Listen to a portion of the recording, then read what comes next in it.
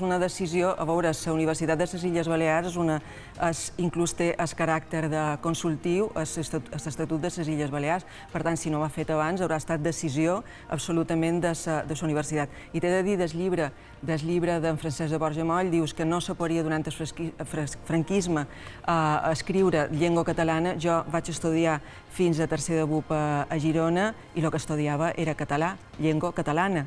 De fet, totes les classes les feia en llengua catalana. A Girona, però a les Balears ningú. De fet, la filla d'en Borja Moll feia les classes clandestines de català a l'institut. La prohibició, per posar aquest nom, jo no crec que sigui un argument. I crec que, per cert, i ho dic ara com a historiadora, qualsevol qüestió la poden posar en dubte, menys aquest tema. Per què?